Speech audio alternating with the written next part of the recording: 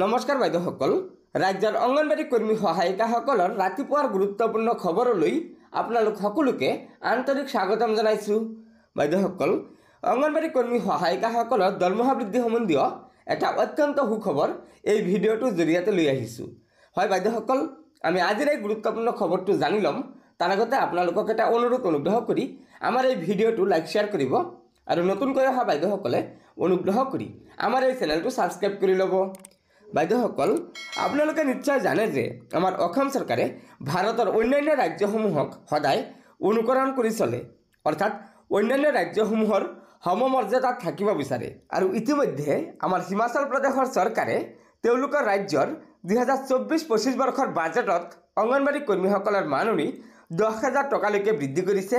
আনহাতে মিনি কৰ্মীসকলৰ বাবে 7,000 টকা আৰু সহায়িকাসকলৰ বাবে 5,500 টকালৈকে মাননি ধাৰ্য কৰিছে। আনহাতে আমাৰ ৰাজ্যৰ অংগনবাড়ী কৰ্মী সহায়িকাসকলে মাননি বৃদ্ধিৰ দাবীৰে যোৱা 15 ফেব্ৰুৱাৰীৰ পৰা যি অসহযোগ কাৰ্যসূচী চলাই আহিছে, এই অসহযোগ কাৰ্যসূচীৰ প্ৰতি আমাৰ অসম চৰকাৰে নিশ্চয় বিৰক্তি পাইছে।